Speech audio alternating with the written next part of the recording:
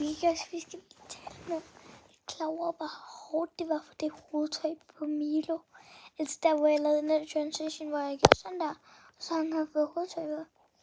Altså, det tog mig 20 minutter, så jeg på. Det var min fødselsdag i morgen. Og jeg har svaret ind i min første fødselsdagsgave, og jeg også tror en gevist. Fordi de var lagt den der under.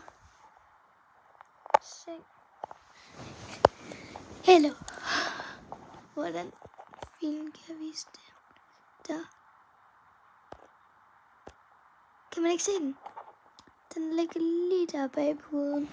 Lad mig lige flytte den. Altså.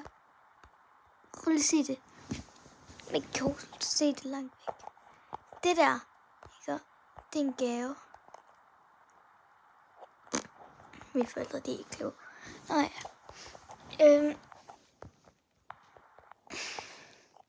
Så der er en fejl mere på en af mine videoer, og det var, at jeg blev ved med at tage min telefon. Og så skulle jeg lave videoerne om igen. Nej, sådan jeg skulle lave klippet igen. Ja, så fejl nummer 3 var, at det så mega dumt ud, da jeg prøvede at springe på Milo, der hvor man kunne se mig på selve videoen. Jeg synes, det så dumt ud, da jeg først så videoen.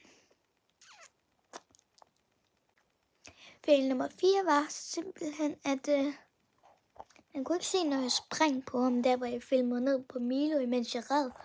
Ja, man kunne ikke se, når jeg sprang. Men det gode ved det var, da vi gik rundt, der lød det som om, at det faktisk var en rigtig hest.